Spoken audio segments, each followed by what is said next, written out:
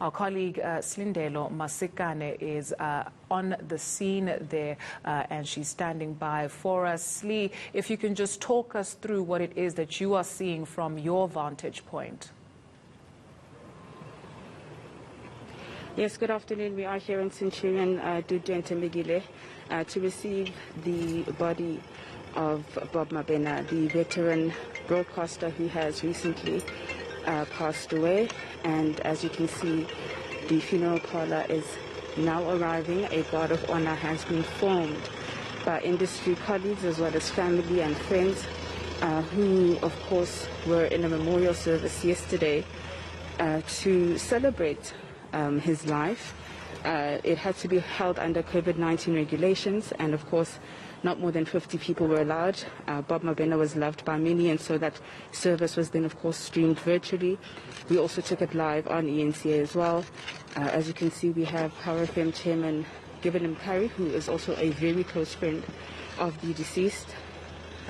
He and another close friend, Winston Maimane, were leading proceedings during the memorial service and are also leading proceedings here right now. The car is just making its way into Bob Mabena's home, and his coffin will then be let out. And as you correctly stated in your intro, that many of the customs and traditions associated with burying someone of African descent are just not being observed. It's quite painful. Many of industry colleagues want to hug each other. They want to comfort each other on this loss, but unfortunately we can't do that. All we can do is respectfully be here to, say our goodbyes to this broadcasting legend while we respect COVID-19 regulations.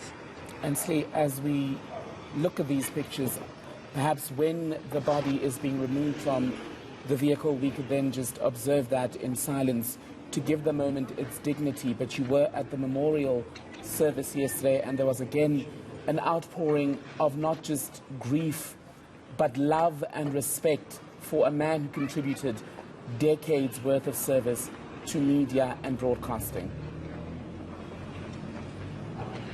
Yes, I mean, we know Bob Mabena. I was very young. I was not even born when Bob Mabena started his career. And, the memories that were being told yesterday of just the kind of man he was, the kind of professional he was, the passion he had for broadcasting, for radio.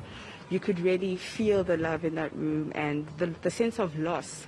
He's one of those icons that will just never be replaced. We heard from one of his closest and as well as his oldest colleagues, Melanie Bala, who spoke about how during their days at Studio Mix, Bob Mabena would ensure that she got home safely, because there was a period where she had somewhat of a stalker who would be at their studios after they shot their episodes for Studio Mix. And she said Bob Mabena was the kind of person who didn't just say he loved you, it was a doing word for him.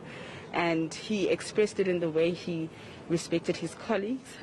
He was a very humble man who never acted like a celebrity. In fact, my colleague Amish and I were speaking on our way to his home today, saying that on a number of occasions where he met Bob or used to watch Studio Mix, you could just tell that he was the kind of man that people really looked up to. And this loss for the industry is being felt quite deeply. Many of his friends who he grew up with, in fact, his last place where he was working at Power FM, that particular station was started by a very close friend of his, and they essentially grew up in the industry. So many of those that we heard from yesterday are just heartbroken. The industry is devastated. His family is very devastated. We heard from his children as well, Tembegile, during the memorial service.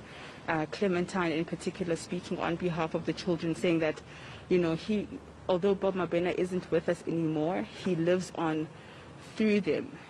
His children are essentially now his legacy.